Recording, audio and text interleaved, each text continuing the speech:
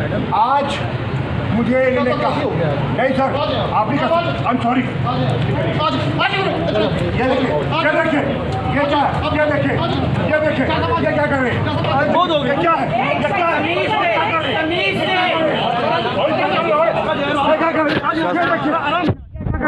आराम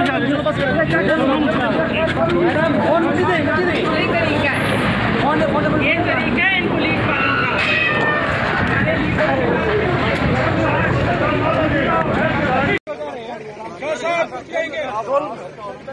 इंसाफी supreme court के order का मजाक किया गया, सुप्रीम कोर्ट ने रिहा किया और ये मुझे दोबारा गिरफ्तार कर रहे हैं झूठे मुकदमे में।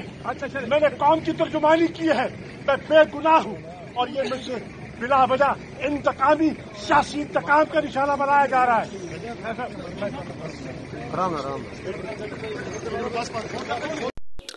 अस्सलाम वालेकुम मौजूद नाज़रीन, इस वीडियो में आपने इस ज़ुल्म के दास्तान को देखा कि शाह महमूद कुरैशी बार बार ये कह रहा है कि मैं बेगुनाह हूँ और अदालत ने भी उसके रिहाई के अहकामात जारी कर दी है, लेकिन पाकिस्तान में ज़ुल्म ही ज़ुल्म है।